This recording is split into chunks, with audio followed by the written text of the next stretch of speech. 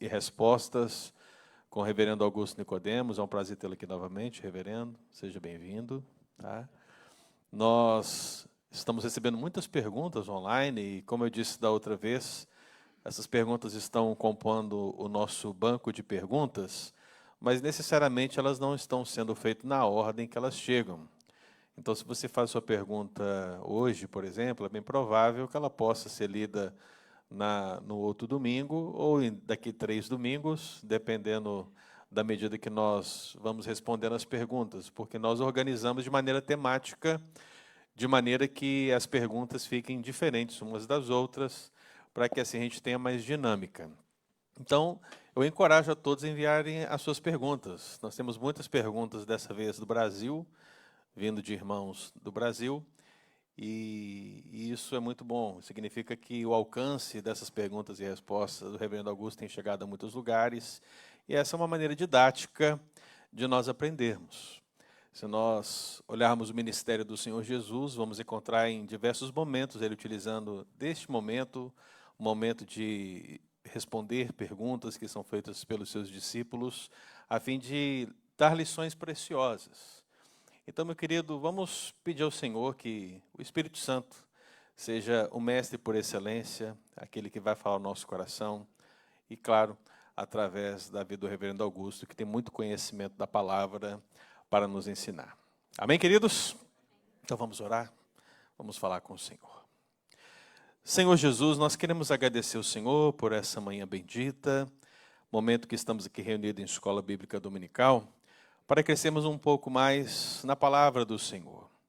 Muitas dúvidas, ó Deus, estão sendo levantadas e queremos que o Senhor agracie o reverendo Augusto com lembrança da palavra do Senhor, com iluminação sobre a palavra do Senhor e também, ó Deus, na explanação dessas respostas, para que o nosso coração, ó Deus, possa receber a palavra de Deus e entendê-la da melhor maneira possível.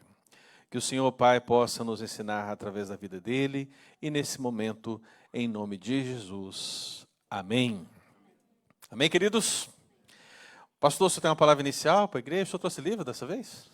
Não. Vocês compraram tudo da última vez. Então, Rapaz. acabou meu estoque. Estou esperando chegar do Brasil. Assim que chegar, vou deixar uma parte separada para trazer para cá. Muito bom.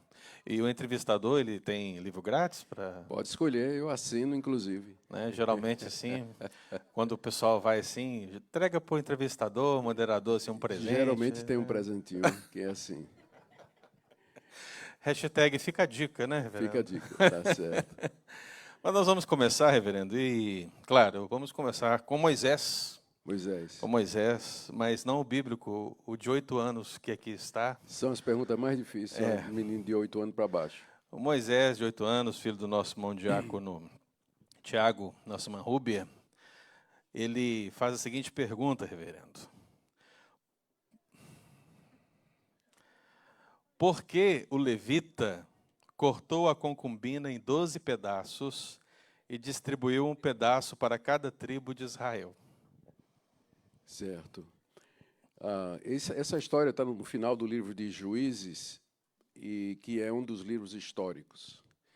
Uma característica dos livros históricos é que eles, com muita frequência, eles são muito lacônicos. Eles descrevem um evento, mas não emitem opinião ou motivo ou alguma razão para aquilo ter acontecido. Então, fica a nós a responsabilidade de ler a história no contexto e procurar entender por que é que ela está ali. Nós sabemos que o livro de Juízes retrata um período Viu, Moisés? Moisés está onde? Ele não está aí, não, né? Está na sala. Então, o livro de Juízes conta a história, ou histórias do povo de Israel durante aquela época em que não havia rei em Israel.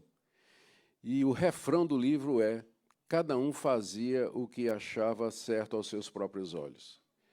Então, uma das razões pelas quais o livro de Juízes está na Bíblia é que ele conta a história de como a nação de Israel se preparou para ter o seu primeiro rei, a transição dos juízes para a monarquia.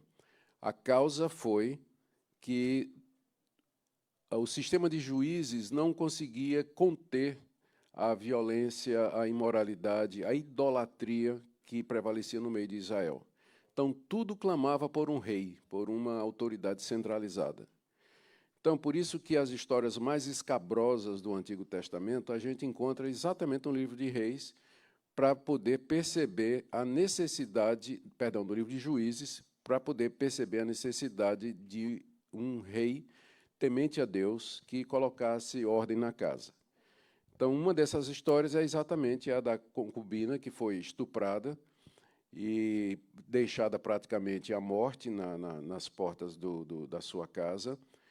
E o levita, que era o seu marido, a divide em 12 pedaços e manda para as tribos de Israel exatamente para mostrar o que a que ponto tinha chegado a desordem e o caos moral em Israel. E o objetivo dele foi mobilizar e sensibilizar as tribos contra a tribo de Benjamim, que foi a tribo que os homens de Benjamim que fizeram aquilo, não é? E, como resultado, realmente, as demais tribos ficaram indignadas e moveram-se em guerra contra Benjamim, a ponto de praticamente quase exterminar a tribo, né? Quase terminou a tribo de Benjamim. Então, essa foi a razão porque foi dividida em 12. Ele queria que cada tribo de Israel recebesse um pedaço para que visse a que ponto a situação tinha chegado. E isso cumpre o propósito geral do livro de Juízes, que é mostrar que não tinha lei em Israel, cada um fazia o que era certo aos seus próprios olhos, e assim preparando o caminho para a chegada do rei Davi, que foi quem botou ordem na casa. Esses textos são muito difíceis, né, reverendo? E muitas vezes são utilizados também por ateus, liberais, para tentar dizer que a Bíblia não é a palavra de Deus, porque veja o horror que a Bíblia está descrevendo. Deixa eu dizer uma coisa sobre isso. Eu acho que, na verdade, isso prova que a Bíblia é a palavra de Deus. Porque se eu fosse escrever um livro para promover a minha religião, eu só ia escrever coisa boa. Mas a Bíblia, ela não esconde os defeitos, os erros e os pecados do povo de Deus. Então, é muito mais provável a origem divina do que humana de um livro que promove uma religião que ele mesmo diz que nem sempre funciona na prática, né? Então fica a resposta para o nosso querido Moisés, Rubia, Tiago, depois repassem para ele. Nós temos aqui uma próxima pergunta, reverendo. Diz o seguinte, esse é um compilado de dúvidas que eu tentei formular aqui, que foi passado para mim pessoalmente, mas diz assim, a Bíblia fala de livros. Livros, sendo o livro da vida o mais famoso deles. Certa vez, Moisés falou sobre riscar seu nome do livro que Deus escreveu. Em outra oportunidade, Davi fala sobre os que o odeiam serem riscados do livro dos vivos. Essas passagens tratam do mesmo livro?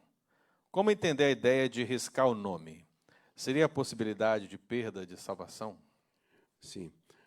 Naturalmente que isso aí são expressões figuradas. Deus não tem um livro físico, no caso hoje um laptop, né? Deus não tem nada físico onde ele registraria os fatos ou os atos de alguém ou de alguns.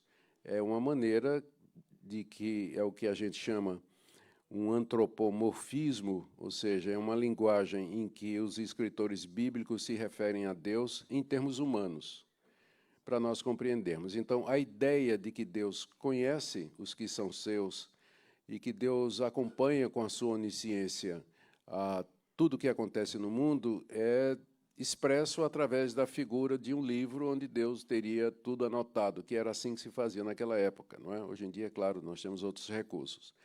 Mas, estritamente falando, não existe fisicamente um livro da vida, né, o livro dos vivos, né? Deus é espírito, né? Não faz o menor sentido. Mas é a maneira que a Bíblia encontra para falar da onisciência de Deus, do conhecimento de Deus. Com relação a ser riscado do livro da vida, embora essas expressões tenham sido ditas por Moisés e por Davi, e acho que tem mais um, não, Paulo, no Novo Testamento, ele diz que gostaria de ser anátema, Romanos 9, gostaria de ser anátema por amor dos seus compatriotas que eram judeus. Ele queria ser separado de... Ele não usa a expressão livro da vida, mas é equivalente, né? Ele está dizendo que, se fosse possível, ele preferia ir para o inferno em lugar da nação de Israel, por conta do amor que ele tem para os judeus e tudo mais. Então, essas declarações, embora tenham sido feitas por Moisés e por Davi, elas não expressam o que, de fato, acontece. Aqueles que são de Deus, aqueles que são eleitos, predestinados antes da fundação do mundo, isso não é possível de revogar. É uma decisão que Deus fez antes da criação de todas as coisas, em que ele decidiu, de entre a raça humana, salvar aqueles que ele quis por motivos que não são ditos. Nós não sabemos por que Deus escolheu José e não escolheu Juárez. Então, isso aí faz parte dos segredos de Deus, não é? Mas, como eu disse, é uma expressão figurada para tentar nos fazer entender, no caso de Moisés, o amor que Moisés tinha pela nação de Israel. Era tão grande que era como se fosse possível, do livro da vida, ter o nome dele riscado por amor à nação de Israel. Então, não é literal, não expressa a realidade dos fatos. A realidade dos fatos é que nós somos de Deus e, como diz o apóstolo Paulo, quem nos separará do amor de Deus que está em Cristo Jesus? Nem perigo, nem tribulação, fome, nudez, espada, nada pode nos separar do amor de Deus em Cristo Jesus. Então, essas expressões são só dramáticas, né? Mas não expressam a O senhor realidade. sabe que o senhor concordou comigo, né? Sim, estou concordando com o senhor. Eu respondi isso aí para ele. Então, estou muito feliz, então. Eu me arrisquei agora aqui. Muito bem. Nós temos aqui a próxima pergunta da nossa irmã Rúbia. A Rúbia, ela é esposa de um lenhador. A Rúbia está por aí? Só para eu... A Rúbia está ali, ó, está ali. Está aí, né? Isso. Tá bom, Rúbia, tá bom. A Rúbia pergunta o seguinte, reverendo. Existe um movimento nas redes sociais, em algumas igrejas, sobre a quantidade de filhos, marido provedor, mãe em casa e filhos tendo educação domiciliar, sendo que quem estiver fora desse padrão não teria fé. Nos últimos dias estamos presenciando a polêmica adoração da família. Qual a sua opinião sobre tudo isso que está acontecendo em relação à família tradicional? Sim. E junto com essa outra, tive uma anônima também, que disse assim, esse extremismo das famílias tradicionais na internet, ter muitos filhos, homeschooling, a esposa não pode trabalhar, seria coisa de neopuritanos? Sim. Ok, tem umas 10 perguntas aí nessa, né? Não, eu resumi só para essas duas aí, né? reverendo. Tá. Bom, eu acho que o problema todo dessa polêmica e de outras é que as pessoas pegam um modelo de família e canonizam esse modelo como se fosse o único modelo possível. E, a partir daí, eles fazem um julgamento em quem não se enquadra. Idealmente falando, em termos de princípios bíblicos gerais, o provedor, geralmente o provedor do lar é o marido. O ideal é que se tenha filhos, a Bíblia fala muito sobre isso, né? Os filhos são, de fato, uma bênção da parte do Senhor. A mulher é frequentemente vista na literatura bíblica como muito próxima de casa. Por exemplo, é falado lá nas cartas pastorais, eu não me recordo qual agora, em que o apóstolo Tito, Paulo, escrevendo a Tito, diz que ele devia orientar as mulheres mais idosas a ensinarem as mais novas a serem boas donas de casa, a amar o marido, a amar os filhos. Lá em 1 de Pedro, capítulo 3, é dito que o homem deve cuidar da esposa como vaso mais frágil e viver a vida comum do lar com ela, implicando com isso que a mulher está mais próxima do dia a dia da casa e que o marido deveria estar com ela nisso também. Então, idealmente, seria isso. As pessoas, especialmente os cristãos, né, pensando no valor dos filhos, pensando que a família e os filhos são a maneira pela qual Deus faz a raça humana progredir, se perpetuar, e a igreja também. A igreja cresce, se a gente for... É que os batistas, porque eles não batizam os filhos, eles não têm estatísticas sobre isso. Mas o número de pessoas batizadas, se você for incluir as crianças, é a maneira... as crianças sendo batizadas e incluídas na igreja é uma das maneiras pelas quais a igreja mais cresce com os filhos dos crentes. Não é que é um crescimento orgânico, natural, é uma geração que se sucede à outra, cresce mais dessa maneira do que de gente vindo de fora e se incorporando na igreja já adulto. Então, se a gente tem essa visão de família, a importância da família, a importância dos filhos, então o normal é que as pessoas, quando casam, elas queiram ter filhos e queiram que os filhos sejam treinados no caminho do Senhor e que eles aprendam a verdade e essa verdade é transmitida principalmente em casa, pelos pais, pelo comportamento, pela oração, pelo exemplo, pelo testemunho.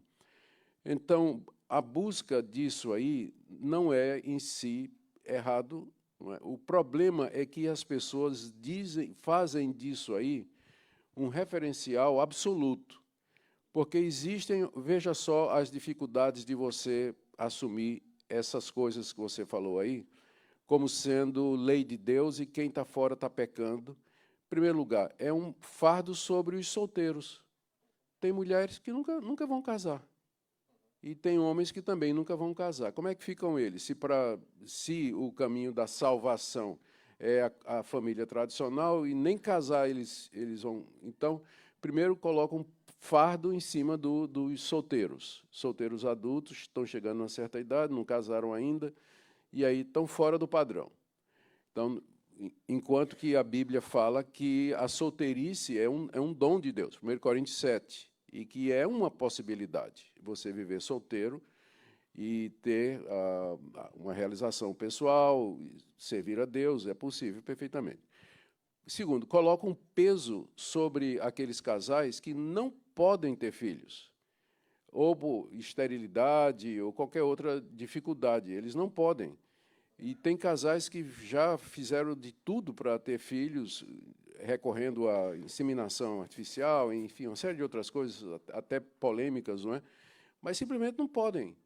E aí como é que vai ficar? Se ter filhos é o caminho da salvação da mulher, como é que vai ficar aquelas que não podem ter? Então, a Bíblia não estipula o número de filhos, não diz. Diz apenas que é bom. E eu concordo com o movimento quando chega nessa questão. Se você tem um homem e uma mulher crentes que se casam, são saudáveis, eles podem ter filhos, mas aí eles dizem que querem a realização pessoal, seguir uma carreira, arrumar um emprego, crescer na vida, desfrutar a vida passeando e tudo mais, então, e por isso eles não vão ter filhos, eu fico desconfortável com isso. Eu não vejo que você pode limitar o número de filhos à sua realidade, à sua situação, porque tem esposas que aguentam ter 3, 4, 5, 6 filhos, né? Tem mulher que topa isso aí. Mas tem umas que não vão ficar loucas no segundo. No segundo filho, ela já enlouqueceu. Não é? Então, tem que respeitar. Cada caso é um caso. Então, tem situações em que você pode... em que a mulher pode trabalhar. Ela tem 2, 3 filhos, os meninos estão bem na escola e tudo mais. Mas tem famílias que têm filhos autistas, com deficiência mental, que precisa de alta manutenção. Então, o pai ou a mãe tem que estar em casa. Não tem jeito, não tem o que fazer. Então, cada caso é um caso. Como eu disse, o problema é quando as pessoas fazem uma norma. O modelo funciona para eles acham que o modelo é bom, e aí eles vão dizer que é pecado a mulher trabalhar fora, é pecado a mulher é ajudadora, não é? Então, ela ajuda a compor o salário, às vezes, trabalhando. Precisa fazer isso. Então, qual o problema disso? Qual a dificuldade que existe com isso? Não tem nenhuma dificuldade, nenhum empecilho bíblico para isso aí. Número de filhos, tem que ter 10 filhos. Aonde está na Bíblia isso? Então, se puder ter 10, tenha. Agora, tem casal que não vai poder ter 10. Então, não existe uma norma. Então, para mim, essa é a dificuldade quando pessoas... isso é uma forma de legalismo, né? Quando as pessoas tomam isso aí e transformam numa lei, transformam numa regra pela qual julgar situações que são diferentes, situações que são diversas. O senhor sabe que essa situação está em alta na internet. Estou né? sabendo, infelizmente. Por isso que essa pergunta está aqui. Eu acho que o senhor deu a palavra certa, né? Cada caso é um caso. E o que a gente percebe às vezes é que nós temos homens de Deus que muitas vezes estão trocando farpas, discutindo assuntos como que cada um tentando definir um padrão como a verdade. Sendo que talvez a posição certa seja justamente essa. Cada um analisar cada uma das situações. Daí a importância do conselho da igreja local, né? Isso. Das famílias serem pastoreadas pelo conselho da igreja, porque vai verificar as situações, né? Às vezes a pessoa teve vários abortos seguidos e já está com uma situação emocional muito abalada. E as né? pessoas não sabem disso e passam julgamento E assim como é que o senhor mesmo, pega todo um arcabouço e quer colocar um padrão? não é? É isso aqui. Se você estiver fora disso, é quase como que dizer, você não herdará o reino de Deus, Sim. né? Então, ó, talvez seja isso mesmo. Cada caso é um caso, né? E eu acredito, não estou respondendo a pergunta, né? Tá indo muito bem. Tá indo Mas muito é bem. uma discussão muito séria, né? Tem acometido muitos casais, muitos estão perguntando sobre isso, não trouxe todas, evidentemente, mas é preciso que cada família, no meu entendimento, tenha essa percepção de se deixar ser pastoreada antes pelo pastor local da igreja, seu conselho, que conhece a sua realidade e poderá dar uma palavra pastoral muito mais assertiva do que aqueles que estão na internet falando para multidões e não conhecem caso a caso. Tá né? certo, perfeitamente. Deixa eu só dizer uma coisa ainda, pastor. Eu não quero dar a impressão de que eu não tenho preferência. Preferência é que se case, de preferência um homem e uma mulher. Né? Hoje em dia, infelizmente, a gente tem que dizer o óbvio. Não, tem que dizer o óbvio hoje. Né? Então, que case. Sei que nem todos vão casar, nem todos, não é problema, a Bíblia prevê essa exceção. Que o casal tenha filhos, o máximo que puder. Eu sou a favor disso aí. Que cuide da educação dos filhos. Se o homeschooling é possível, é bom, desejável, existe condição para isso, não há problema em fazer homeschooling. Mas, com frequência, isso não vai ser possível. Coloca o filho na escola que puder, compensa o trash que ele vai ouvir na escola em casa, para aí o pai e a mãe tem que estar pronto para dar respostas.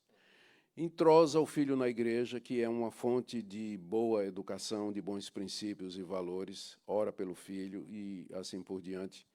O parto, se puder ser natural, ótimo. Se não, usa a tecnologia e o conhecimento. Vai para a cesárea, caso haja risco e haja necessidade. Não tem Ainda não dificuldade. entraram nesse mérito, hein, reverendo? Não, mas eu sei que vai entrar, porque está tudo junto, é um pacote só. Né? É um pacote só. Então, eu vejo dessa forma. A gente tem que viver a liberdade e a graça de Deus em Cristo Jesus e não uma escravidão, debaixo de leis humanas. Amém. Reverendo, nós temos aqui uma pergunta de lá de Mogi das Cruzes, São Paulo. Eu acredito que o nome seja Cananda. Ela diz assim, reverendo, explique-nos um pouco mais sobre Deus ter prazer na morte dos seus santos. Qual seria o sentido dessa expressão? Essa passagem é uma expressão, podia ter colocado, né? Mas eu creio que está nos Salmos. E é um problema tem um problema ali de tradução. O problema é uma ambiguidade que tem no hebraico. Alguém lembra aí qual é o Salmo? Um segundinho aqui para eu... Segundinho aqui que eu já... Quem achar primeiro ganha um almoço grátis. Salmo 116. Salmo 116, é isso? 116, 15. 15. Ganhei. Preciosa é aos olhos do Senhor. Olha aqui, eu estou lendo aqui a Nova Almeida atualizada. Preciosa é aos olhos do Senhor a morte dos seus santos. Santos aqui são os filhos de Deus, né, os crentes. Deixa eu pegar uma outra versão aqui. Nova versão. O Senhor se importa profundamente com a morte de seus fiéis. Já deu outro sentido. Deixa eu pegar aqui outra tradução, nova tradução na linguagem de hoje. O Senhor sente pesar quando vê morrer os que são fiéis a Ele. Já é outro, completamente diferente. E aí, deixa eu pegar mais um aqui, a NVI. O Senhor vê com pesar a morte de seus fiéis. Deixa eu pegar aqui alguma versão americana, ESV, que é a mais... NIV, deixa eu pegar NIV. Precious in the sight of the Lord is the death of his faithful servant. Isso aí já teve uma em português que diz. ESV, que é mais precious in the sight of the Lord is the death of his saints. Então, vocês... Mais uma para o senhor. Diga aí, deu... A Nova Bíblia Viva diz assim: para os fiéis, até a morte é bênção e vitória da parte do Senhor. Então, o que acontece? Às vezes, o problema não é a Bíblia, né? O problema é o nosso conhecimento. O hebraico bíblico não é uma língua que se fala mais, é uma língua morta, né? O que se fala hoje, o hebraico de hoje é o Yiddish, diferente do hebraico bíblico. Então, o nosso conhecimento da língua, ela não é um conhecimento exaustivo. A gente ainda depende muito de achados arqueológicos e uma série de coisas para poder... Por exemplo, recentemente descobriu-se os manuscritos do Mar Morto, onde você tinha rolos inteiros de livros inteiros da Bíblia, o rolo de Isaías, o rolo de Abacuque, e aí isso ajudou, esses são os rolos mais antigos que nós temos do Antigo Testamento. Isso avançou o nosso conhecimento do hebraico, assim, né, e textos que eram difíceis antes, eles ficaram mais claros, porque a gente entendeu como é que determinada palavra pode ser usada. Então, provavelmente aqui, tem uma palavra hebraica que tem a ver com valor, é a mesma palavra para peso, para importância, que aí o tradutor, ele tem, gramaticalmente, é possível você traduzir em diversas direções, especialmente se for uma palavra que a gente chama de hapax legomena, que é uma expressão em grego que significa dita somente uma vez. Então, tem palavras no Antigo Testamento que só aparecem uma vez. E como é que você vai... Porque uma das formas de você determinar o sentido de uma palavra é ver as vezes em que ela aparece e como ela é usada. Mas quando você só tem uma ocorrência? Então, as hapax legômenas são a tortura dos intérpretes e dos exegetas, né? Porque a gente fica sem padrão de referencial. Então, a gente tenta, pelo contexto, entender em que sentido aquela palavra está sendo usada. Então, os tradutores bíblicos, vocês perceberam a diferença aí, eles chegaram a diferentes conclusões. Tem uma hora que Deus está com pesar, tem horas que Deus está alegre, tem horas que Deus vê isso como sendo uma coisa importante e outra hora que parece que Deus fica abatido com isso. Então, seria aquele tipo de pergunta que nós responderíamos da seguinte maneira: eu não tenho como lhe dar uma resposta diante do quadro atual de nosso conhecimento do hebraico, tá? Porque a tradução pode variar. Agora, o que a gente pode dizer é que Deus percebe a morte dos que são seus e que Deus reage a isso. Ele reage num sentido com alegria, porque aquilo representa que o fiel vai estar na presença dele. Deus reage com indignação e pesar, porque é menos um fiel para servi-lo e honrá-lo aqui nesse mundo. Então, qualquer um dos sentidos é possível, verdadeiro, e aí seria isso aí, a resposta. Que não é resposta. É uma resposta que não é resposta, mas... É a resposta possível. É a resposta possível. Eu não conhecia essa dificuldade com esse texto, reverendo. Sim. Até porque a gente utiliza muito em ofícios fúnebres, né? Quando a gente vai ter um culto de gratidão por alguém que se foi, usa muito isso, preciosa, essa é a morte dos seus santos, né? significando, se o sentido é esse, que é preciosa a morte dos seus santos, o sentido pode ser positivo. Deus se alegra porque o santo passou da esfera terrestre para a esfera espiritual na presença de Deus. Mas é ambíguo, né? Ambíguo, é. Você quer saber uma outra expressão? Aquela expressão lá no livro de Atos que diz que o rei Agripa, quando viu Paulo falar, ele diz assim, por pouco tu me persuades a me tornar cristão. Vá lá e reveja nas diferentes traduções, e você vai ver que tem tradução que vai traduzir assim, você acha que com tão pouco pode me convencer a ser o cristão? Completamente oposto. Então, tem uma tradução que diz assim, que Agripa diz, rapaz, estou quase virando cristão aqui. Um Agripa quebrantado, né? E a outra tradução vai mostrar um Agripa debochado. Tu acha que com tão pouco tu vai me converter? Então, qual dos dois? Gramaticalmente pode ser ou um ou outro. Vai depender do tradutor. Ou ele é amigo de Deus, ou ele está resistindo à graça, né? Exatamente. Muito bem, pastor. Nós temos que a próxima pergunta. Um adolescente, dessa vez. Deixando falta das perguntas dos adolescentes aqui da igreja. São as mais complicadas. Ele pergunta o seguinte, a quem o apóstolo Pedro se referiu ao escrever? Pois também Cristo morreu uma única vez pelos pecados, justo pelos injustos, para conduzir-vos a Deus, morto sim na carne, mas vivificado no Espírito, no qual também foi, e pregou aos espíritos em prisão, Sim. Os quais, no outro tempo, foram desobedientes, quando a longanimidade de Deus aguardava nos dias de Noé, enquanto se preparava para a arca. A grande questão, né? Quem seriam esses espíritos em prisão? Certo. Eu vou dizer quais são as opiniões que a gente não pode aceitar. Primeiro, que são aqueles que morreram e que estão no inferno.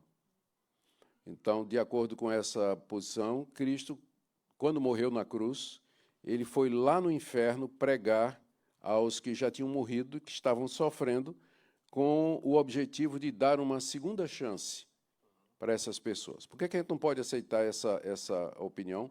Porque não tem segunda chance.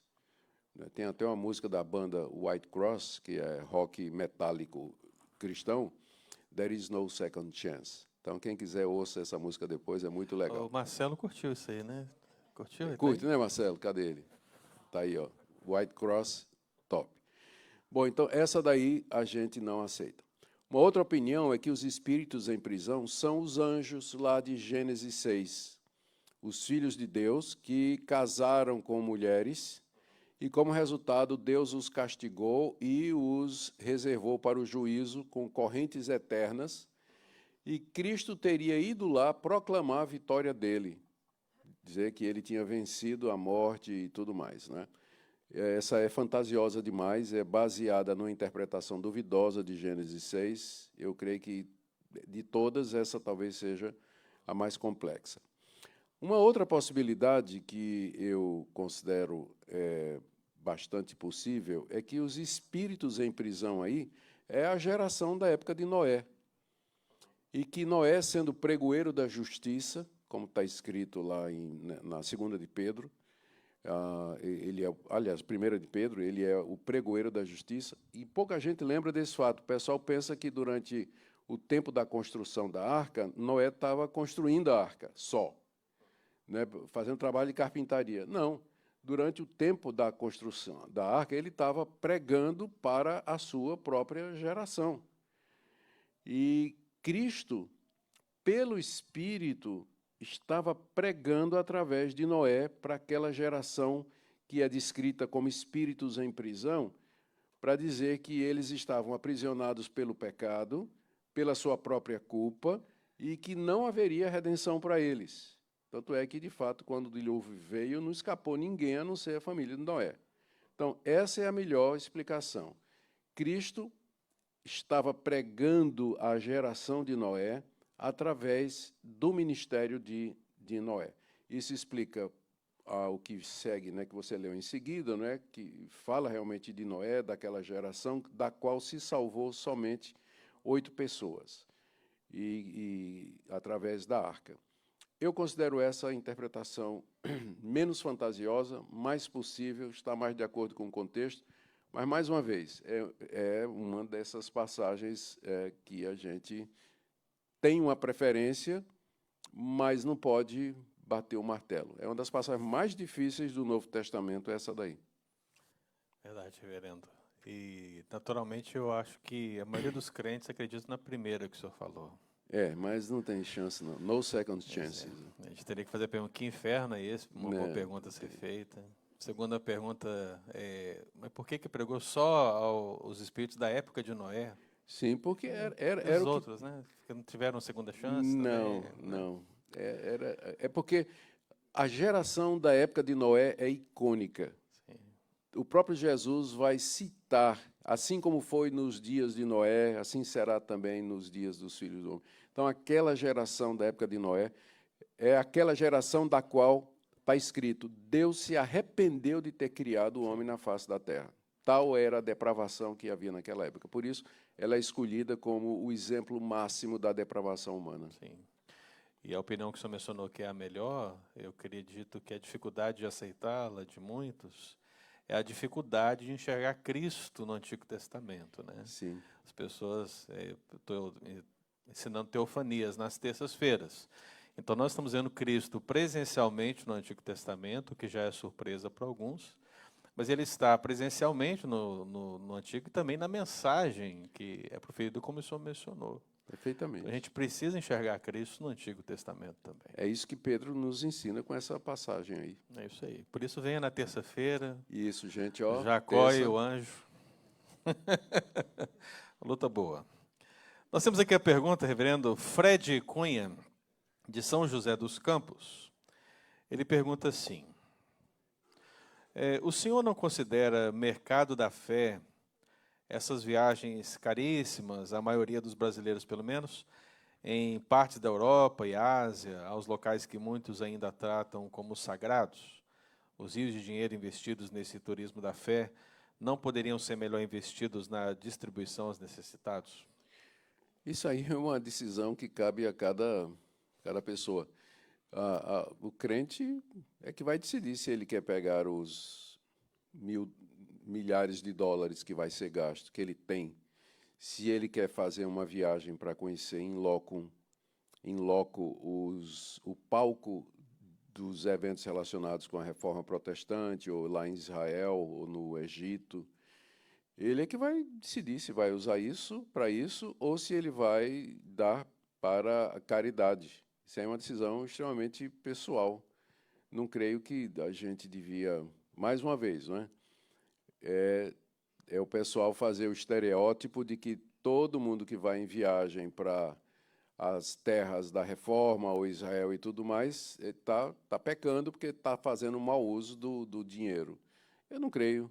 Se a pessoa tem condições financeiras, se ela não vai negligenciar seus deveres para com a igreja em termos de sustento, dízimo, oferta e tudo mais, eu creio que são coisas boas que Deus dá. O problema é que tem evangélico que quer nos fazer entender que ser crente significa não poder desfrutar das coisas boas, não pode viajar, não pode ter um carro legal, uma motocicleta maravilhosa, andar de jet ski, e que o crente é aquela vidinha modesta, mirrada.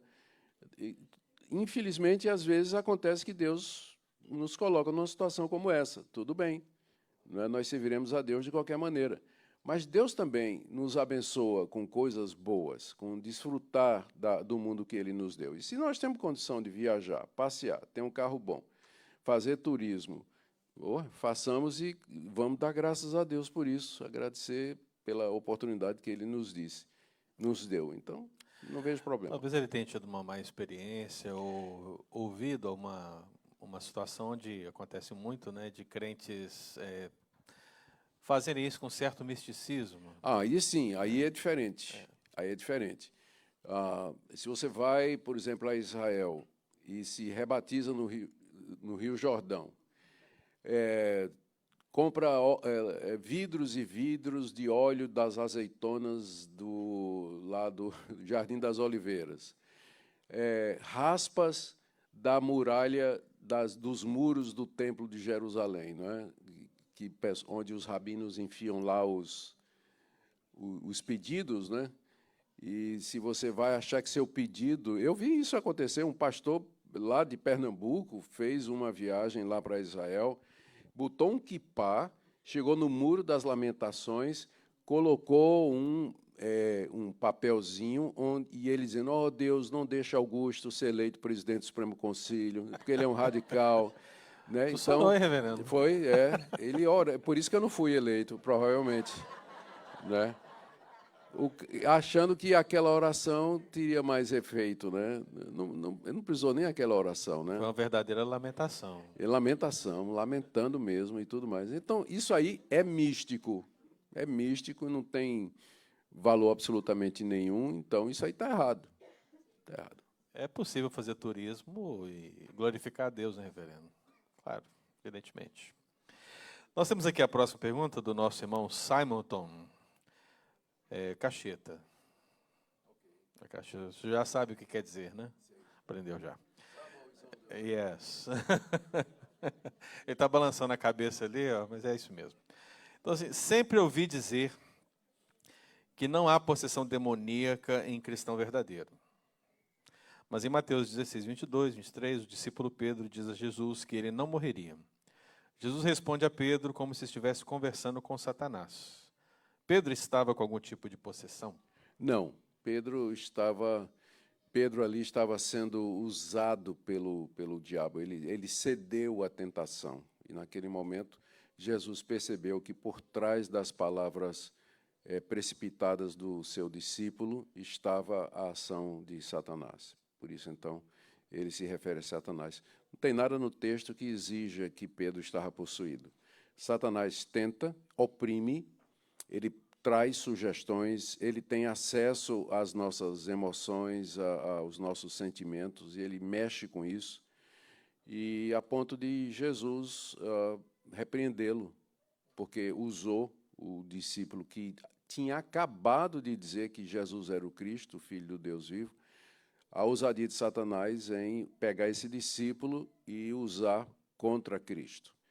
E isso não quer dizer que Satanás estava possuindo Pedro, ou Pedro tinha um espírito maligno, de jeito nenhum. No texto, não tem nada no texto que sugira isso.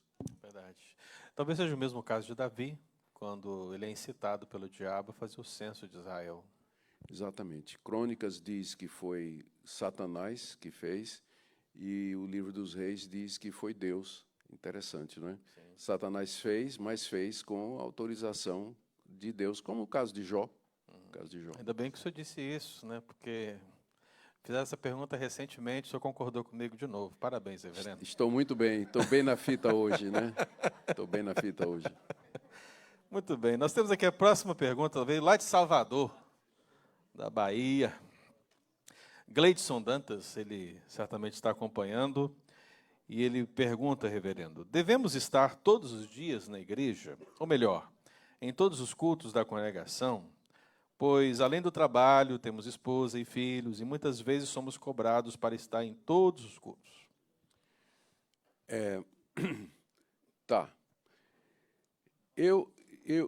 Depende da prioridade que nós temos, que nós estabelecemos para nós. Deus, em primeiro lugar, sempre. Ele é o nosso Senhor e está em primeiro lugar. E, em segundo lugar, eu creio que nós devemos dar atenção à família. Eu creio que Deus quer de nós isso aí. Não tem nada na Bíblia que diga que a igreja tem que ter culto toda semana, todo dia da semana. Não tem. A Bíblia, inclusive, não diz nem quantos cultos aos domingos. A Bíblia apenas diz que nós não devemos deixar de nos congregar com os nossos irmãos. Então, se você... Eu creio que as famílias deveriam, especialmente os pais de família, deveriam se organizar de forma que eles pudessem ter essa comunhão com os irmãos da igreja, participar dos serviços divinos, o máximo que ele puder, sem prejudicar o andamento familiar. A esposa precisa de atenção, os filhos precisam de atenção. Aliás, é interessante que, quando o apóstolo Paulo determina a Timóteo e a Tito as qualificações para aquele que deseja ser líder na igreja, se envolver com os trabalhos na igreja, uma das qualificações é que ele administre bem a sua família. Ele tem que ter uma família que demonstre que ele tem dons de liderança, né? Então, a família é a nossa primeira igreja. Então, eu diria isso. Ele não está obrigado aí, porque não tem nada na Bíblia que diga que nós temos que ter culto segunda, terça, quarta, quinta, sexta, sábado e domingo. Tem nada na Bíblia que diga isso.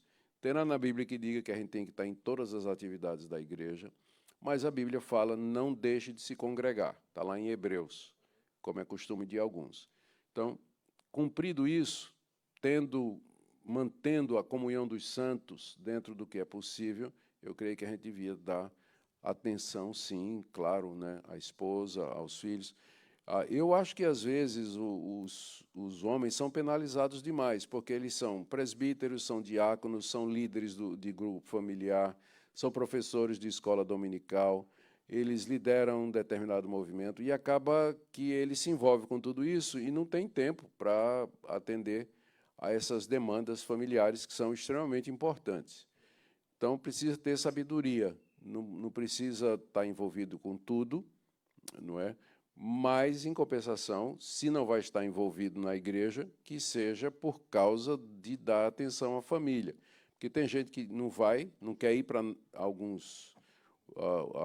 movimentação da igreja para poder ter tempo para, sei lá, estar à toa nas redes sociais, enfim, preguiça, não quer ir. Aí está errado. Assistir jogo de Flamengo. Especialmente o Flamengo.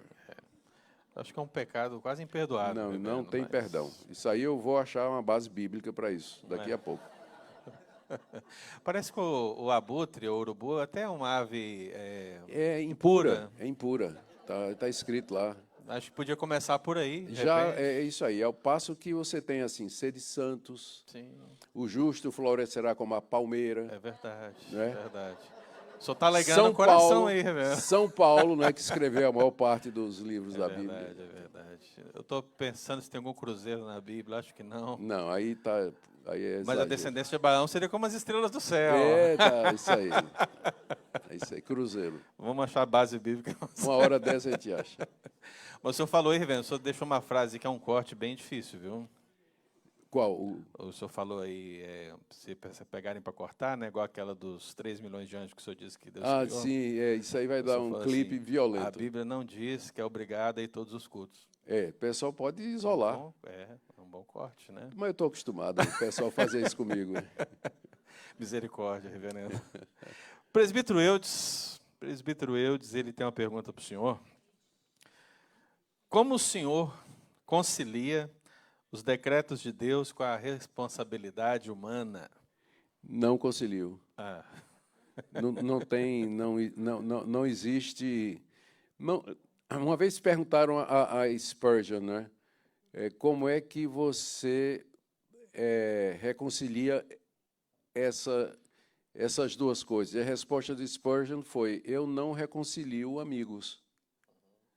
Então, a pergunta, ela pressupõe que existe um antagonismo ou que haja uma inimizade entre as duas doutrinas. Na verdade, não existe. Elas são ambas apresentadas na Bíblia, às vezes no mesmo livro e às vezes no mesmo versículo. Você tem a responsabilidade do homem lado a lado com a soberania de Deus. Alguns poucos exemplos. Desenvolvei a vossa salvação, sabendo que é Deus que executa em vós tanto o querer quanto o efetuar. Um versículo só, o realizar. Você encontra essas duas coisas. Lá no livro de Atos, o apóstolo Pedro diz lá para a liderança judaica que eles mataram o príncipe da paz, mataram o Messias e, com isso, cumpriram o desígnio de Deus. Judas é responsabilizado pela traição, mas, ao mesmo tempo, ao fazer isso, ele estava cumprindo o que Deus havia decretado antes da fundação do mundo. Então, às vezes, no mesmo versículo, você tem essas duas coisas juntas. O que é que a Bíblia faz? A Bíblia apresenta a soberania absoluta de Deus. Não existe nada que aconteça que não seja da vontade de Deus, até a queda de um passarinho no chão, disse Jesus. Só acontece porque é a vontade do Pai. E, por outro lado, a Bíblia demanda que nós escolhamos, que nós tenhamos uma reação, que nós tomemos decisões que são decisões válidas e que são reais, elas não são ilusórias ou fictícias. E como isso se reconcilia, ou como isso se relaciona, que seria a melhor palavra, não é? Como é que relaciona a soberania de Deus, a absoluta soberania de Deus e a responsabilidade humana, isso a Bíblia não explica. Agora, a gente tem que lembrar que a gente está lidando com um ser que é muito acima de nós. Nós funcionamos assim, geralmente, na base de causa e efeito. E o que não é A é B. E não B não pode ser considerado como A. Então, a gente tem essas regrinhas que são de um mundo que Deus criou. Agora, Deus não está sujeito a essa maneira linear e aparentemente contraditória, binária da gente pensar, não é? Deus, ele age e se move de formas que estão acima da nossa capacidade de compreender. A gente tem que lembrar isso. Nas palavras de Karl Barth, que eu cito, mas embora não recomende, não é? Karl Barth, Deus é totalmente outro. Você está lidando com um ser que é diferente de nós. Você não pode compreender os caminhos de Deus. Deus consegue ser justo, perfeito, bom e absoluto, e, ao mesmo tempo, não ser o autor do pecado. Ele consegue fazer isso. Como ele faz isso? O senhor acha que compreenderemos isto e outras questões glorificados? Eu acho que não tudo, porque aí nós jamais seremos capazes de compreender Deus. Deus, tem uma palavrinha para isso em teologia, eu esqueci a palavra, mas não é que ele é incognoscível, mas tem uma outra palavrazinha. Ele é transcendente, mas ainda não é isso aí, não. Deus é imanente na sua criação, ele está presente, mas ele transcende a criação. Começa com I, eu acho. É um I desses aí, né? É impossível de você conhecer a Deus pela limitação do fato de sermos criaturas. E mesmo que estejamos glorificados, ainda seremos criatura. Não temos como compreender plenamente a Deus. É por isso que a eternidade vai ser maravilhosa, né? Que você vai sempre se surpreender com Deus, a cada novo momento, se é que eu posso falar assim. Tem crente achando que vai ser bem chato, né, reverendo? Não, vai não. Se agora já é maravilhoso, imagine lá, né? Estamos chegando ao final, irmãos. Vamos agora para a nossa última pergunta. Todos já sabem. É a última pergunta, que são 8. Né? Eu gosto de 8, reverendo. São 8 perguntas lá no Questionário. O senhor gostaria de participar do Questionário um dia? Não. O senhor sabe o que é o Questionário? Não tenho a menor ideia. Então como é que o senhor pode dizer não, reverendo? Porque eu fujo desse tipo de coisa. Mas se o senhor perguntar aqui para os campeões aqui, com Pedro, eu tenho que convencer o senhor primeiro, depois eu convenço ele, entendeu? Eu não tenho nem ideia o que é isso aí. Isso aí é um programa excelente, reverendo. É um programa excelente, entendeu? É um programa de perguntas e respostas. Como eu estou aqui conversando com o senhor, sabe? Sim. Mas o pessoal tem achado as perguntas muito difíceis e tal, então... Mas são perguntas teológicas, é isso? Bíblicas. Bíblicas. Você pega o livro de Daniel, tira ali 8 perguntas do livro de Daniel e responde, sabe? Coisa básica, assim. Tá certo. Né? Vamos considerar. Pense nisso, reverendo. Pense nisso, tá? Se o pastor Pedro for, eu vou. Ah, é? Me ajudem, irmãos, me ajudem, me ajudem. Vamos lá. Pastor, então, últimas 8 perguntas para o senhor, aquelas perguntinhas rápidas, né? Nosso tempo está chegando ao final. Reverendo, um pregador atual recomendado. Pregador atual recomendado. Certo. Não é de Macedo, naturalmente. Olha, para mim, o Heber Carlos Campos Júnior, ele reúne a inteligência e a capacidade do pai e a doçura da mãe. O pai é casca grossa, mas Dona Zeli é uma criatura maravilhosa, doce. Então, o Weber herdou essas duas coisas boas dos pais, né? A inteligência e a capacidade do pai, que eu considero um dos maiores teólogos, e a maneira doce, cativante, engaging da mãe. Então, Amém. Heber Carlos de Campos Júnior. Muito bem. Pode seguir o canal lá no YouTube, né? Ele tem um canal e é só seguir e vocês verão por que eu recomendo. Muito bom. Uma exortação dura que moldou o senhor. Uma exortação dura que me mudou, Que moldou, né? moldou. Nós, quando está ali nessa época de seminarista, pastoreio, a gente sempre é exortado de uma maneira ou de outra a melhorar em alguma coisa, né? Alguma que foi assim, um divisor de águas para o senhor? Algum... Palavra do meu sogro, diante da minha impetuosidade e do zelo de novo convertido e de novo pastor.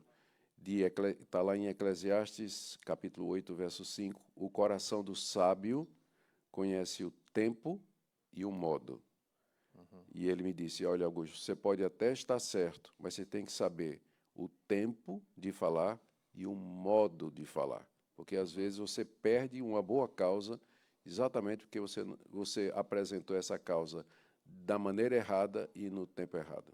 Amém. Boa. Reverendo, lugar favorito? Lugar favorito? Flórida ou Massachusetts? Ah, Pense bem, reverendo. Deixa eu pensar aqui, né? Olha, Recife, viu? Recife, as praias de Recife. O senhor sabe que na pergunta original estava Flórida, Massachusetts ou Recife. Então, mas eu pensei que eu ia tirar do senhor essa escapatória, entendeu? Não. São dois lugares diferentes, distintos. É impressionante. Não é só o clima, não. Sim. É até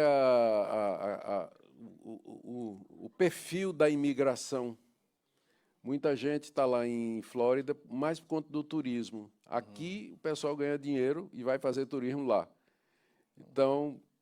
Acontece, reverendo. Acontece. Então, são dois lugares diferentes, distintos, e eu aprecio os dois, gosto de estar nos dois. Gosto quando venho para cá. É verdade. Mas é só aqui que tem Quiz United.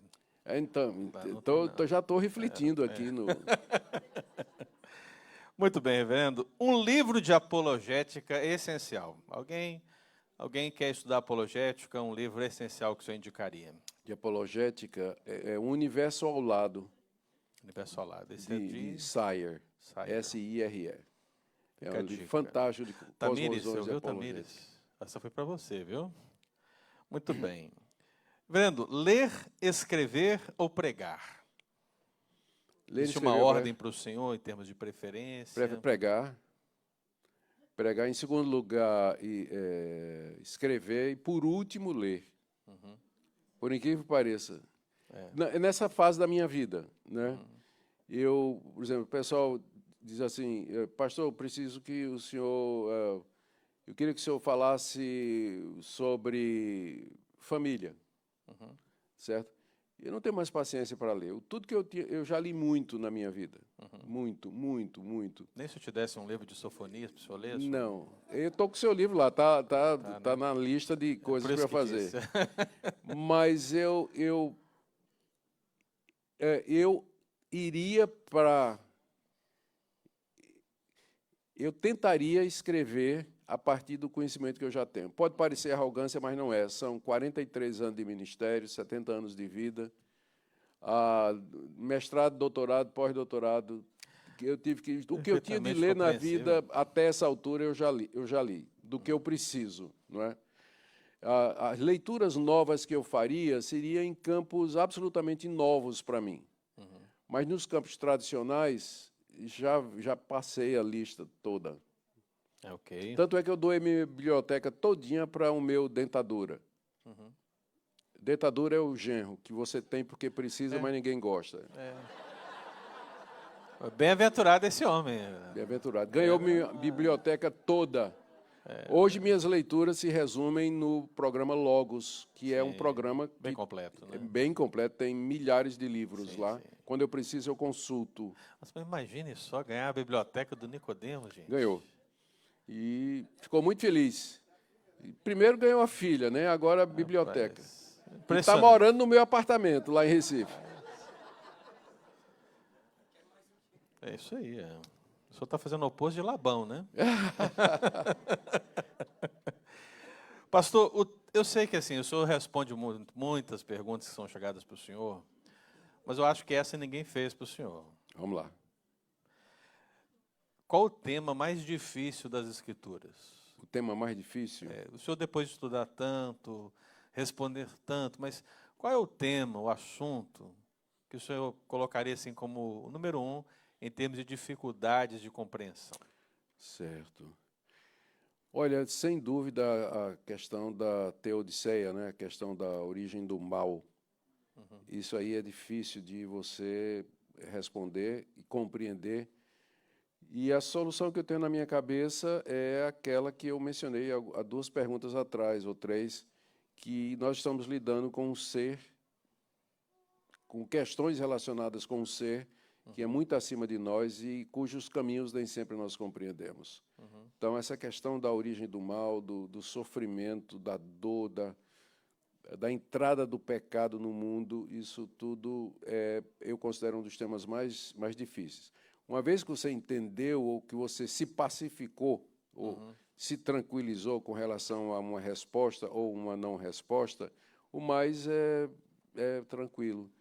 Você veja que quando a gente fala nos 5 pontos do calvinismo, o famoso tulipe, né, que é a flor dos calvinistas, a tulipa, né? E, naturalmente, todo mundo sabe qual é a flor dos arminianos aqui. Margarida. Mal me quer, bem me quer, mal me quer, bem me quer, mal me quer, bem me quer. O logo da nossa igreja é baseado numa tulipa. Ele é tulipa, né? Tá. Tá Aqui certo. não está lá, aquele lá. Tá lá. É estilizada, né? Mas é baseado numa tulipa. Ó, a tulipa, qual é o primeiro ponto da tulipa? Depravação total. Porque uma vez que você entendeu isso, as dimensões do pecado, como ele afetou a raça humana, os demais pontos entram logicamente. Porque se o pecado lhe afetou de tal maneira que você é incapaz de querer a Deus, entender a Deus e querer entender a Deus, segue-se que se Deus não chamar você, você nunca virá. Por você, deixado a sua própria decisão, você sempre vai escolher o pecado e aquilo que é contra Deus. Então, por isso, e aí em seguida os pontos caem naturalmente. A eleição incondicional, porque Deus não viu nada em ninguém que o inclinasse a escolher aquela pessoa, ele escolheu soberanamente. E a expiação de Cristo por esses, e aí tudo faz sentido. Mas tudo começa com a compreensão do mal, do pecado. Então, por isso que esse tema ele é tão importante, crucial e difícil. Mas uma vez que você entendeu tudo mais, o Evangelho, você percebe a necessidade do Evangelho, a grandeza do Evangelho, o poder do Evangelho, o amor de Deus em fazer isso por pecadores como nós. Mas tudo começa com essa definição. Os arminianos, e especialmente os pelagianos, né? Nem todo arminiano é pelagiano, mas os pelagianos, o problema dos pelagianos é que eles não creem na depravação total e nem na inabilidade humana. Daí, o Evangelho, no Evangelho, o homem é o próprio Salvador, colabora com sua salvação, como é o caso também do catolicismo romano, que é semi-pelagiano, né? Então, para mim, é decisivo o T da tulipa, total depravation, total depravação. Para mim é decisivo. Você entendeu aquilo ali, o resto vem a reboque. Essa é rápida, reverendo. Não precisa explicar, não. Você disse porque... isso das outras também. Não, mas essa é rápida mesmo. Porque o senhor precisa ser rápido. Precisa explicar, mas a gente explica na próxima pergunta e resposta. É a dúvida para ficar no ar mesmo. O senhor é infra ou supralapsariano? Infra. Estamos juntos nessa. Ótimo. Mais um. Parabéns. Pastor, estamos entrando na semana de apreciação dos professores. É muito comum aqui nos Estados Unidos, né? Nós temos aqui quase 60 colaboradores no Departamento de Escola Bíblica Dominical. Queria que nesse final o senhor desse um conselho para professores e auxiliares do nosso departamento. Tá. O conselho é esse aqui. É uma frase que me libertou e me ajudou toda vez, já estou explicando, ó, mas vamos lá. É uma frase que me ajudou, me libertou da angústia que eu sentia em não me sentir capacitado e preparado para pregar e para ensinar. Essa frase é uma frase do meu sogro, mais uma vez. A mensagem sempre é maior do que o mensageiro. Pronto. Bem, professores, a mensagem é sempre maior do que o mensageiro. Nós estamos muito felizes com cada um dos professores, auxiliares, que tem se empenhado na nossa Escola Bíblica Dominical. Que Deus abençoe vocês grandemente, em nome de Jesus. Para aqueles que estão nos acompanhando nas redes sociais, no YouTube, no Instagram, em qualquer outra, siga CityK Friends, onde você terá acesso a essas perguntas, cortes e à programação geral da igreja, em nome de Jesus. Deus abençoe a todos. 10h30, nós começamos o nosso culto. Pastor, muito obrigado mais uma vez. Privilégio estar aqui. Muito obrigado a vocês e a nossa audiência também. Amém. Fica com Deus, queridos. À vontade.